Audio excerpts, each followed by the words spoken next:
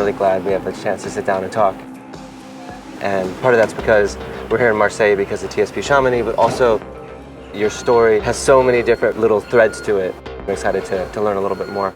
Can you talk a little bit about how you came into running, how you discovered running? It was because of my brother. He used to run. He would start running and then he'd come back home like, today I ran 5 kilometers. Today I ran 10 kilometers. I was just sitting like, why, why? And one day I tried and I was immediately dragged into it, Yeah. That's how running came to me, because of my brother. And this was in Brazil? This was back in Brazil. And then I started to run for a little bit. I didn't have much experience or knowledge about running. Yeah. And I saw a newspaper, they're throwing this race in 6 hours race, running in a 5 kilometers loop. Who covered the Mars distance win. And I would look at this, I was like, this is exactly what I want to do. It was like my first big running experience. When I think about the different dimensions of you that I know, obviously athlete, runner, you're an artist, you're a tattoo artist, you have other work that you do. I'm curious, in all of those different pieces of you, how does running fit into your identity? How do you embrace the idea of being a runner? I really kind of defines and shape my personality. I think running, it fits the way I am, and I kind of shaped my life, all these other things around running. You work at Berghain in Berlin. I used to go to the club as a guest for many, many years, and I was training for my first 24 hours race because I wanted to qualify for the World Champs. And tattooing was not going very well for me. I need to find like a second job, and I thought cleaning toilets at Berghain would fit really well, because I work like from Sunday night to Monday morning, and I think it will be perfect because I need to get used to run when I'm exhausted. So sometimes I finish my shift at 4 a.m. and then go for 20-30 kilometers run. And I thought, okay, this it's going to be a good preparation. Yeah. Is it true that you will sometimes track your Strava within the club as you work? Yeah, I do these tracks. The GPS go crazy there. But yeah, I keep track of all of my shifts. Wondering if you can talk a little bit about your relationship with the concept of discomfort. Well, I'm a very sensitive person. I think maybe too much, And I really like to feel things deeply, like pain, joy, exhaustion. Yeah. I think maybe it's just my way of searching for meaning, whatever. Yeah. But I think running brings all this together, the suffering, the joy, and the weight of being here. I think that it's another level to seek pain, Can you talk a little bit about why that's an important piece of running for you in order to feel deeply like you described? Yeah, I think really it strips you down. Like when you are, alone, like facing like next level of exhaustion. Yeah. Then you have like this really raw material that is you, and it's beautiful and also sometimes like terrifying. Yeah. But it's a way to keep me alive, Yeah. I enjoy. Yeah. Sometimes like during this way here, you are just like looking yourself from a different perspective. Yeah. Like your body is there running, but you are like watching yourself from another perspective there. And sometimes just, I don't know, even like making fun of yourself, like what is this? Like what the fuck, bro?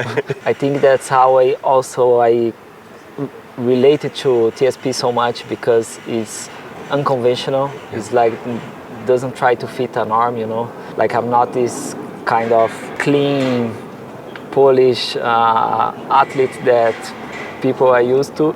I like to challenge these boundaries or whatever that is. But in the end, I think it's just me, I don't know, trying to search, grab something in this life. You came here to run TSP Chamonix, solo unsupported, and didn't have a lot of time to prep, took on a lot of new things. Never run with a vest before. Don't really run with water. Never run with a backpack before. All new 1 week before the race. I really liked the challenge, and I wanted to challenge me in this new setup, and like running unsupported with all these things that you have to solve, because it's not just running, but it's kind of surviving. I wanted the challenge and I embraced it. Can you talk about what your approach was leaving the start? Yeah. Because you just a shot out of a cannon. Yeah. Can you talk about that first day? Yeah. So the first day, I think I had planned to cover 150 kilometers in the first day. This was my plan. But I decided to, in the route, to take on the first segment, I go to the mountains.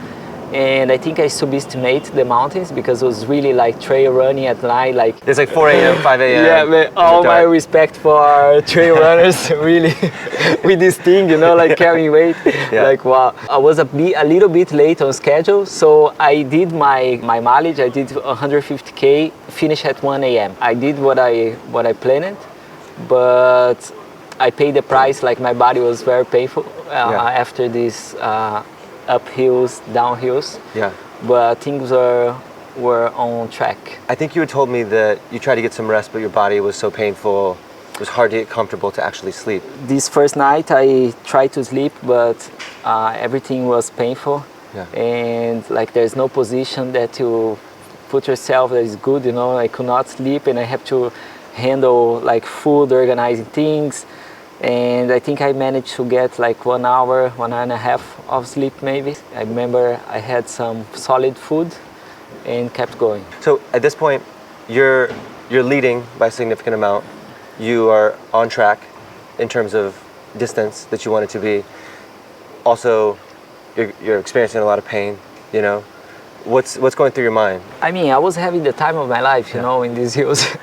It's not that I was like all suffering. Of course, there is a part of suffering, but I was really enjoying just to be here, being there, like with this beautiful landscape and doing what I like, you know. And the second day, I didn't expect that there was going to be so much rain. Then I started to have some problems because maybe I was not that well prepared, and start to rain really, really bad. I was trying to fight the rain this night, I remember. Did you try to push through the rain and run? Or did you at some point just say, I'm gonna wait for the rain to stop? So yeah, I was running through the rain at night, but there was a point that was really heavy rain. Yeah. And I was like, okay, this is like too much. Yeah. I don't need, because like I prefer to try to rest and continue the next morning. But the problem was like no place to really rest because you're in the middle of the road. So I stopped in a gas station. I wait a little bit to continue the next morning. Yeah.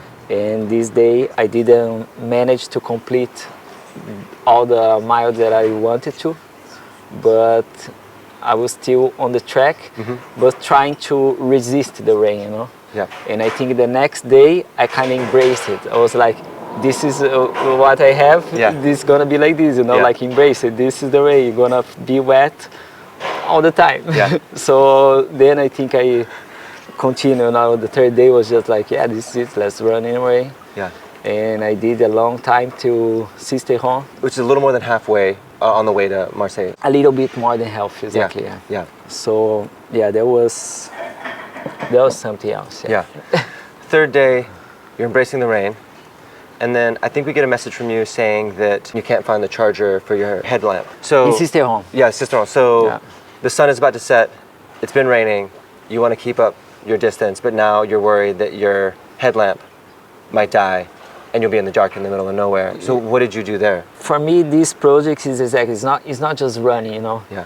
It's a lot, like it's so many levels of discomfort that you put yourself in, because you also have to manage to navigate, to strategies, where is the next water fountain, like how you gonna eat, how you gonna drink, you know, like you have to think of all these things. And one problem was the battery of the headlamp. So I managed to charge a little bit the headlamp in the hotel. And I even was searching on the internet how many hours my battery will last with 2 dots. And I did this problem, I was like let's go. Yeah. So I went for it. And I think was during that night that things started to go in a more like dark direction. I decided to push through the night. I think that was maybe a big mistake, but I was like maybe 90 kilometers to Marseille. Yeah. And I was like, I just keep going, you know, like even if you're tired, like run slow. By the morning you have done so many mileage, like keep pushing. I use my phone as my GPS and my battery was dying. Like usually I go to the backpack. My backpack was very chaotic. My relationship with the backpack, like little pockets, too many things. You don't know where things are, like, and you are running. Yeah. And I grabbed my charger, my power bank, and I went to charge the phone, and I realized I don't have the cable because maybe I dropped it while running. So in the middle of the road, I put all my things. I started to take everything out from every pocket I set up on the road, and I was like, fuck, I don't have my cable. And I was like, man, I don't want to be like completely lost. People will not be able to track me. Yeah, this part was really dark, like it's really dark there. And I was not close to a village or anything. It was just like big open road. It's not even like a road, more like dirty road. I don't know if cars can go there. But I remember I set everything on the road and with my headlamp trying to find everything, my cable, and I realized it's not there. And I was like, man, this is no good because I really don't want to get lost like forever here at this time that I don't know the language, I don't know where am I don't know like anything, and people will not be able to track me. So I send you a message, say, hey, I don't have my charger, I use my phone as GPS, I'm gonna be lost here, can you help me? From that point, things start to get like really tricky for me. I was headed down on a highway that was running like a V. Like I was coming this way to Marseille, you were coming this way on a path. And so I got your message and we split across to go find you because we were basically the same latitude. We were like an hour and a half away from you. So we're like, stay there, we'll be on the way. Then we saw there was another team had a van there. So I was like, maybe that's a way to get a little bit of charge ahead of time. Yeah. And so you linked up with them, you got a little bit of charge. And then I was like 10 minutes away at the time. You said you'd wait for me to come by. I saw you there. I thought you were still gonna like rest and we were gonna like hang out for a little bit, but you were like ready to go as soon as I saw you. So we did like a quick high five and then you just like took off in a sprint. Yeah, I thought like you did a big effort to help me. I was like, the least I'm gonna do is wait and say hello, you know. After we met, I decided to go and make up for the time that I lost. So I was going really fast. I was impressed with how I managed to push through all the pain and like tiredness, like everything. And I was like, you can keep going, like almost running the power of the mind, you know, like just keep pushing. And I was running pace like faster than maybe the first day, you know, for some section. I was like, what is this? Like, what did this come from, you know? And I was running, but I think I was pushing like too hard. And it was a bit cold. In Sisteron, I was completely wet, and there was no place to go. So I went to a second-hand shop, and I got this I don't know what is that. Flannel shirt. Yeah, flannel shirt to keep me warm. And I remember running this road. I was like, let's put the flannel thing. Like I was running with it, and it get too warm. Like take it out. No, put it on. Take it out. Put it on. And I think my body was like, what's going on? What do you do? Like, what is this crazy? Maybe, I should have rest, but also difficult to rest in the middle of nowhere because it gets cold. It's better to keep moving, keep the body warm than to completely stop. And I was going full gas to Marseille. I think it was about 5 a.m. that I was pushing, but I had no water left, no food, and was already many hours running through the night. And I remember I was on the side of the road and I started to get a bit confused, and my body started to give me these little signs, like maybe I should stop, but where? You are in the middle of the road. If I stop, like it's not gonna be good. There is no traffic, no people, nothing. And I kept pushing, And I was like, just a little bit more, just a little bit more. Come on, you can do it a little bit more. Yeah. Like even I was doing like some walking, some sprints, some walking sprints, like pushing all the way until I got to this point that I was covering my safety blanket inside of the road, and I was like, this is no good. Like if I stop here, nobody will find me here. Like you are alone, you're getting hypothermia. And I remember I tried to go to the road with the safety blanket and ask for help. For me, it took some time to realize that I was dropping the race, because I was like, no, this is happening. Yeah. You know, I was very confused. Like, is this happening? Am I running? Am I doing still in France? Yeah. Is this real? Is this reality? Like really, so mind like confused, like from like you are watch yourself from a distance, you know? Yeah. Like really weird, raw feeling. And I was like, yeah, maybe I need help. And I think I send you a message. Yeah. And I try to get help on the road, but nobody will stop. Imagine me, 5 a.m. in the middle of the road, the Blake, who's gonna stop, you know, like who is this freak? We had seen you are moving so fast on the route. We drive back to Marseille. I think I'm gonna see you in the morning here. You know, we actually were gonna wake up in the morning and drive back out and drive with you into Marseille. We were exchanging some voice memos about like how vast the sky is, how wide open it is, how you feel very small. Yeah. It's like, it's an interesting, introspective feeling. So I laid down at like 5:35 to sleep for 1 hour before we came back to see you. And we exchanged a message right then, and I was like, he's in good shape. But I think I didn't know that you were going through a little bit of spiraling. I think I pushed it till the last minute that was possible. And the battery is like the 1% red line. Yeah. You were there. Yeah, I think I entered this red zone that my body starts to give me a warning until gave me a final warning, like, or you do something or it's gonna be like a total collapse. Yeah. That was the only way that I stopped it. Yeah. And it was a brutal decision to make it. But yeah, I went to the road to ask for help, and then I went to the middle of the road because nobody was stopping. So imagine that was me with this blanket in the middle of a highway. The car comes and I was like, please, and this woman, she stopped the car, dropped the window, like, what's going on? And I asked, I was like a bit confused. I was like, cold, please, ambulance. And then she helped me a lot. I woke up to a text that you had sent me that said, I'm done, I need help, please come as soon as possible. And so we left and we drove as fast as we could to where you were. I sent you a couple messages, didn't hear back from you. I was like, maybe he's sleeping, I have no idea. And then we see you start to move. I was with Tizian, the photographer.